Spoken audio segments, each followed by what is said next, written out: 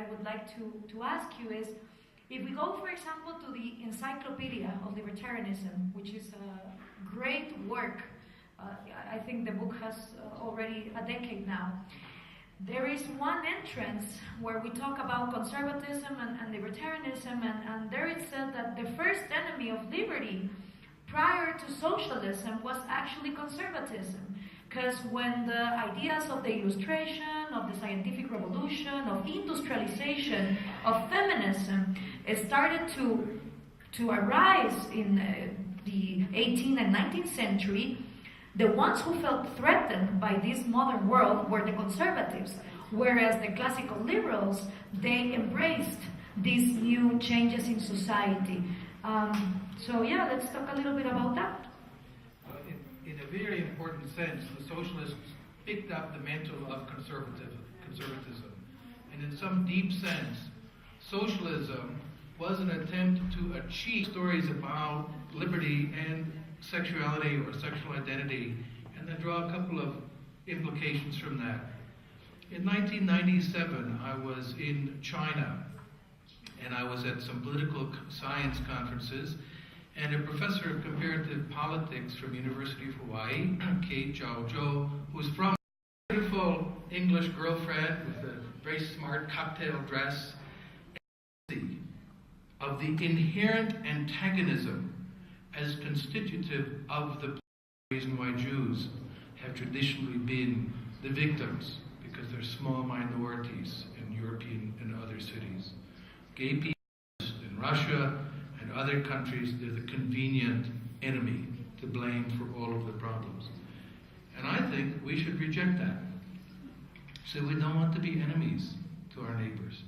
And it leads to the last point. We can make the identities we want to be.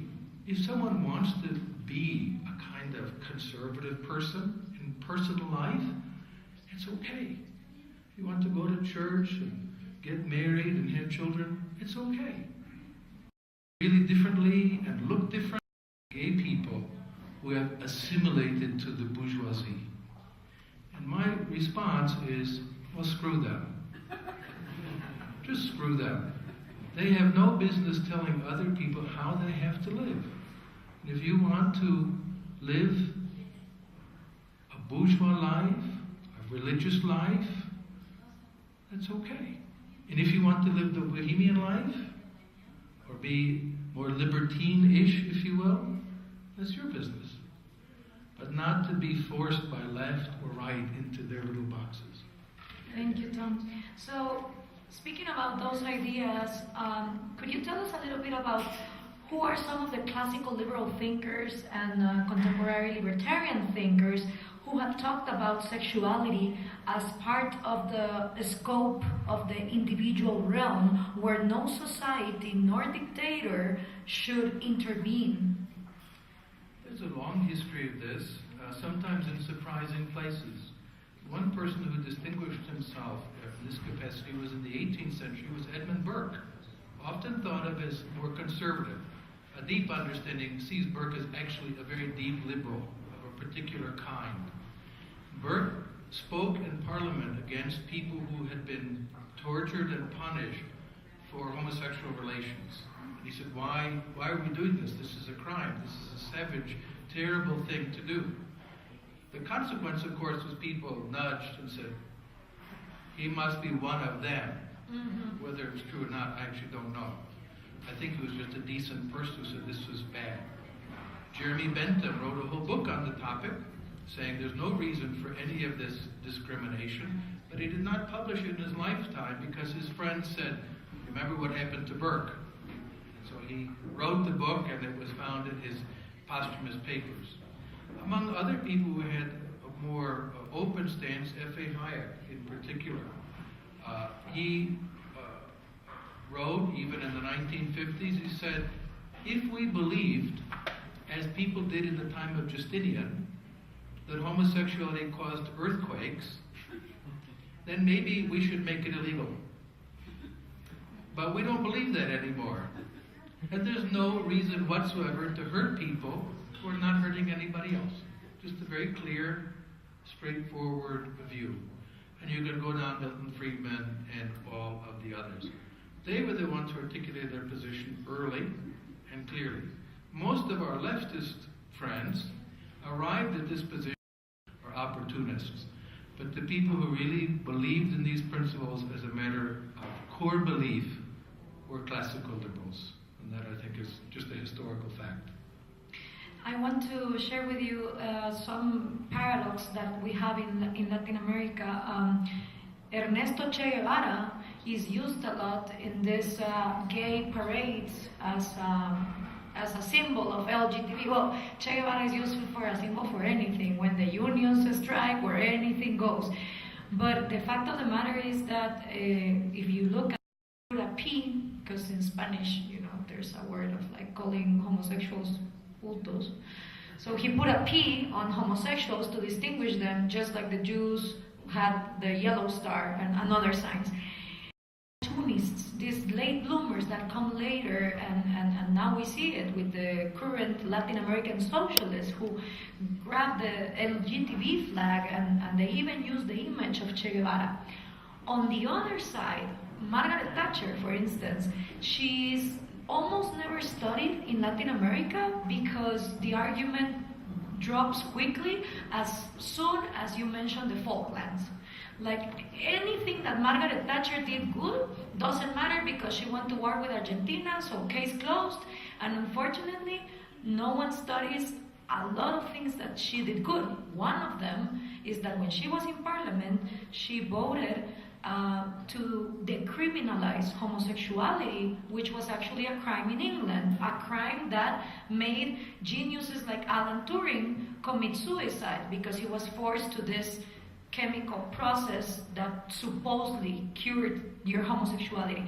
So can you think of two examples in the Anglo-Saxon world where someone that has nothing to do with LGBT rights is taken as a hero, as in our case in Latin America, Che Guevara, whereas against someone that actually contributed to sexual liberty has no credit whatsoever?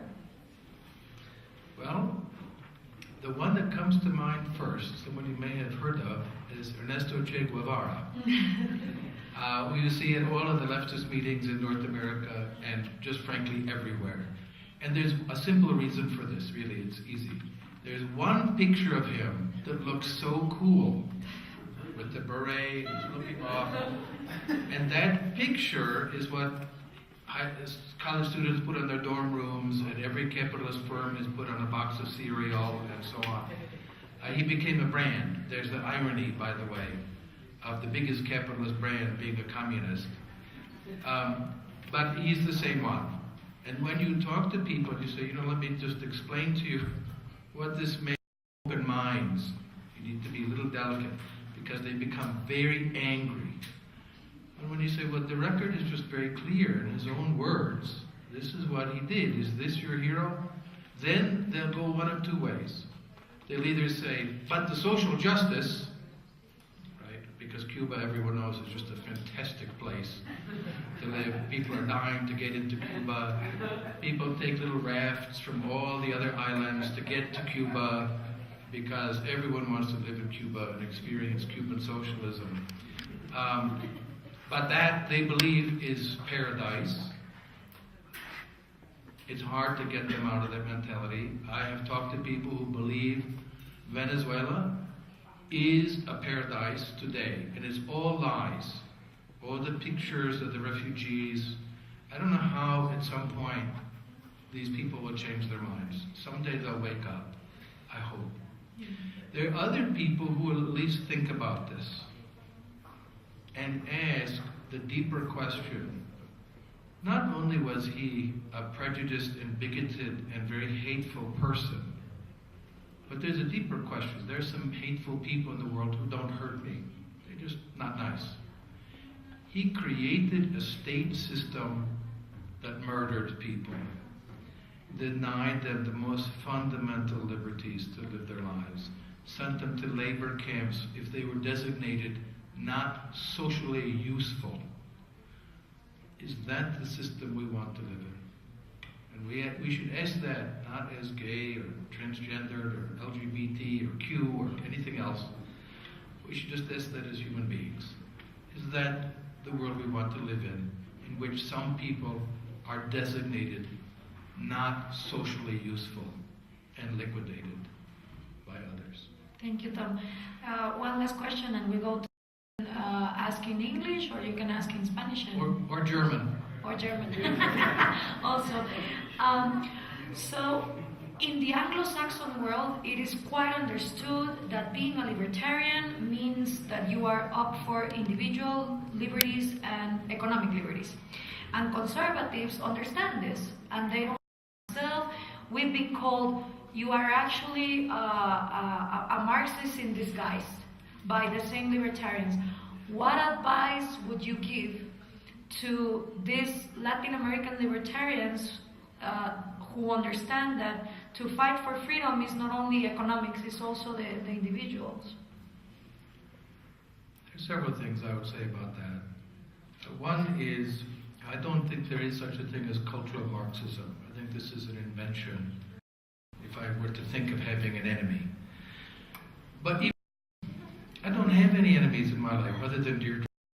Enemy mentality destroys the human soul.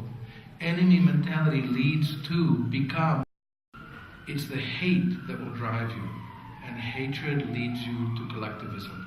And that's why I think I like Adam Smith's moral philosophy. There's no hatred in that.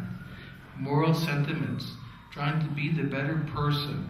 It's a much deeper moral philosophy. But this mentality of hate the left, because, okay, the left is bad on lots of things. When you hate them, you end up becoming like them. And that's what I think we should avoid. Thank you, Tom. So, un aplauso. Okay, now, if any of you have any questions. It has been going since Luis' talk. But what is coercion, and what kind of coercion should women be concerned? Because you hear, I mean, Mexico City, and we come from very different cultures, problems faced by women in the U.S. or in any country are not necessarily the same here in Mexico. Here, libertarian and part of the Mexican libertarian movement, and in libertarian is kind of nervous. But I have been there. That's a different point of it. And I found these feminists against surrogate motherhood. Why? I kind of established a little conversation to see what was their thing. And yeah, what I suspected, capitalism means coercion. Any kind of economic activity that you're engaging in. I know it's coercion. And it's terribly important to keep this straight. When you take a job, you are not coerced. You agree to obey the boss. That doesn't mean the boss has unlimited rights over you. It's according to the contract, and then you can leave. But it's very common to talk about wage slavery, and then that's a completely incoherent idea. I told this morning to another group the story of the other Marx, Groucho Marx, who was a American comedian. His height of his fame was in the 1930s, where he did movies, crazy movies. And so he became very rich and was very powerful in Hollywood. And a communist friend of his came to him and said, Groucho, I've got to have a job. I'm out of work. You're a powerful man in Hollywood. Can't you get me a job? And Groucho had a cruel sense of humor. And he knew this guy, this George, who was a communist. He said, George, I don't want to exploit you. And he sent George away. And that's the point. I think we have to draw the line at physical coercion. One other reason to draw the line at physical coercion is that otherwise you talk about coercive speech, about insulting speech, or not physically threatening speech, but speech that offends people. And that's not, it's important to draw the line. Because if you speak of verbal rape, that takes away the force of actual physical rape, which is to be distinguished. So I think it's important that we understand that the wage bargain is the wage bargain. It's not coercion. It's not slavery. And that speech is not violence. It can be terribly unpleasant, horrible to experience, and is encouraging of this kind of hate that Tom was talking about. But it's not. Structures to be Sure. able to. So I wanted to hear your take on this importance of the postmodern mind, and on the other side, the arguments or the narrative of feminism around, for example, rape culture, which is something some feminism, as McElroy or others, have spoke against. What would be your take? Well, it'll be confusing if I try to combine the two, but let's talk about postmodernism for just a minute. All I mean by postmodernism is against modernism. And modernism is not modernity. It's not the progress of electric lights and central heating and schools and colleges and so on. That's not what I'm against. I'm against mechanical and coercive plans for governing people. Plato is a modernist.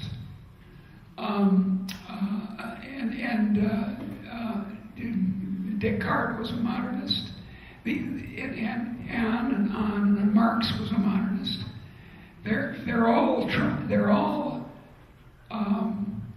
They have a plan for you, man or a woman, who's the consumer. Consumer is just C, consumption, consumer. And I don't think that's true as science. I think we need to acknowledge that men, I don't want to get essentialist about it, but on the other hand, I don't want to interpret marriage as entirely an exchange relationship. My colleague, former colleague Gary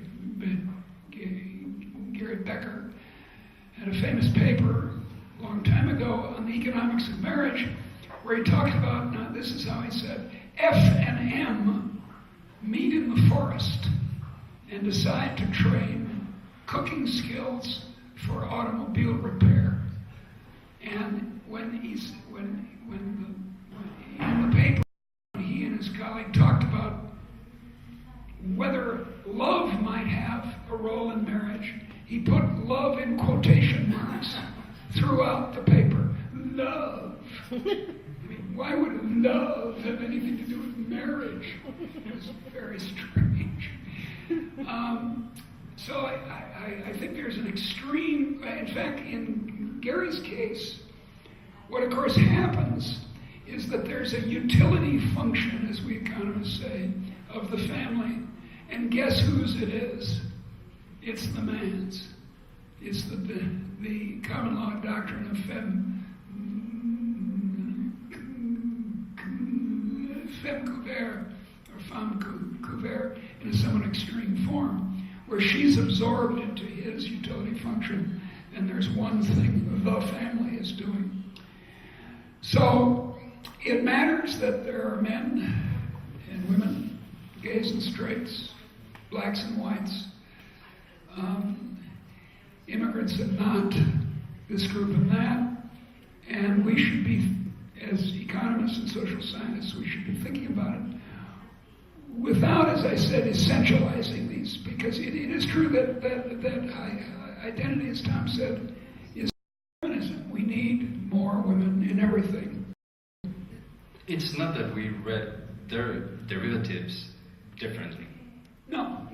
That's right. And but if the only way you describe human beings is with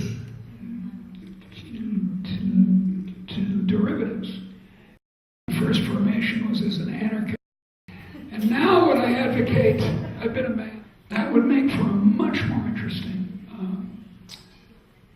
kind of way of teaching it, instead of just one partial derivative after another. If you sum up, Max, and of course, women exhibit courage in all kinds of ways, but as lovers of each other on the job, which makes for a good life on the job. This could be achieved by, because you're also a huge advocate of literature you said political theory along with economics. Yeah. There's also this Absolutely. about creating more empathic men. Are you talking about the same kind of thing? Well, I know Martha and I like her. But her way of looking at it is, I don't think, very deep. But anyway, to be anything about politics, about sports, about the family, about economics, about anything you want, except, I guess, geology or something, you need literature. You need the thought, you need the recorded experience of humans. Not just in history, not just in history books, but in novels and poetry, and so forth.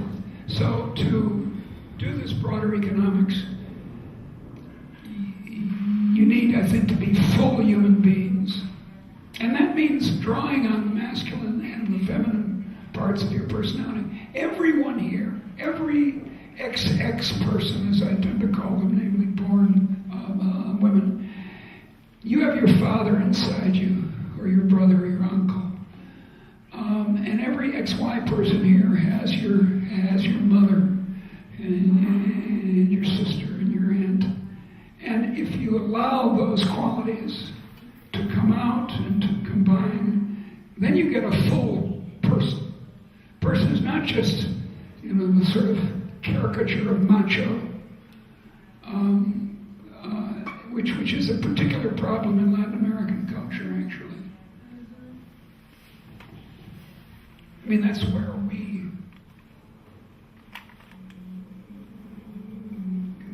use... Like, there's a whole entrepreneurial side of it, Yeah. just as in economics, to find the right timing, to find the right marketing.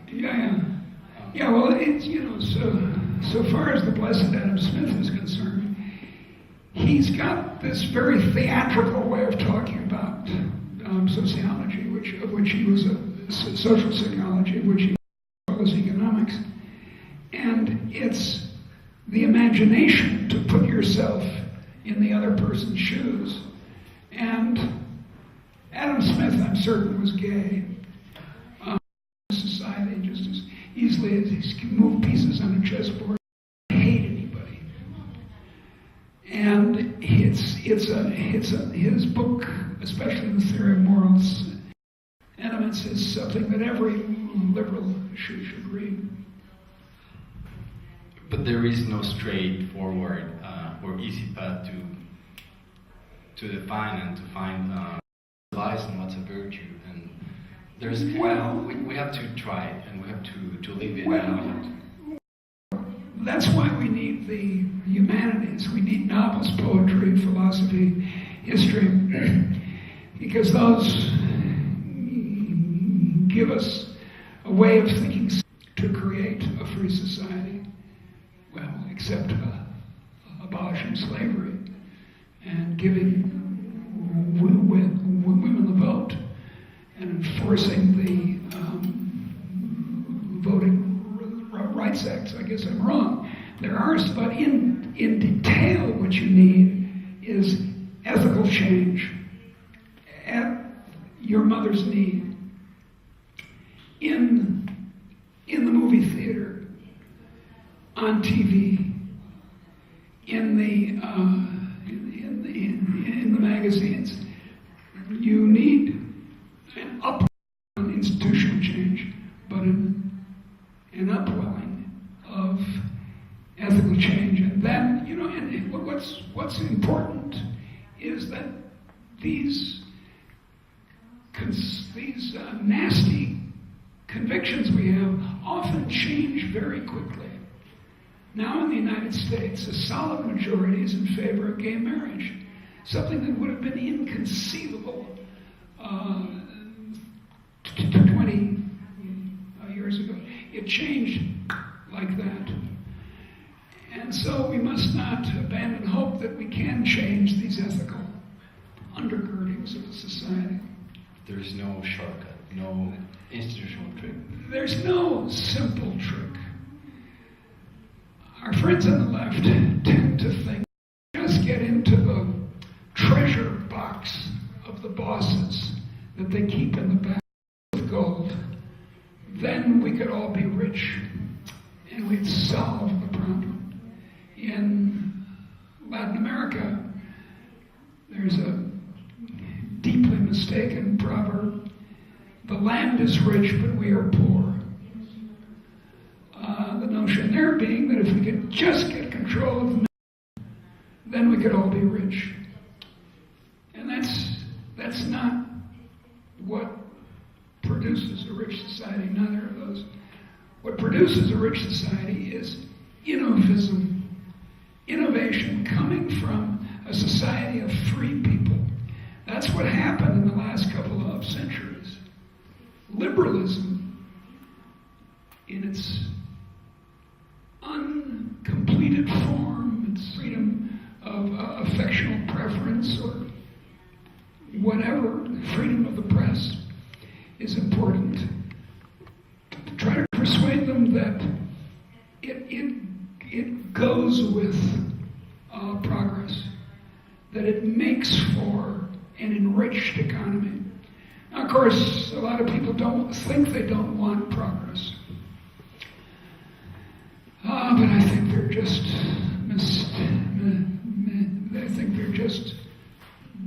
mistaken. The kinds of freedoms that we assume in science, art, music, and so forth, you apply those to the economy and you get massive enrichment.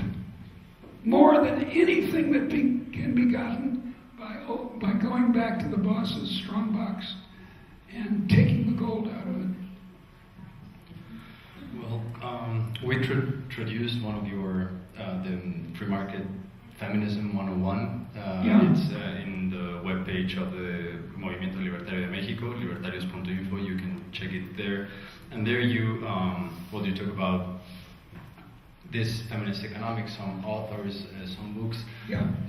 That's a bit, I think it's from 2010. I Yeah. was wondering if you could recommend to any woman, maybe, or economist interested in men interested in feminist economics, what would be your main suggestion? Just like, well, I can think of two names. I think names are more helpful than books. One is Julie Nelson, an American, and the other is I'm going to forget her name because I'm old. Nancy Fulbright, F-O-L-B-R-E. And these are two of the pioneers of feminist economics. If the Nobel Committee ever gives a Nobel Prize for feminist economics, these two will be the ones who win. But that's about as likely as a snowball in hell. That's not going to happen. Well, I could go on asking you about some stuff, but we also have a lot of people that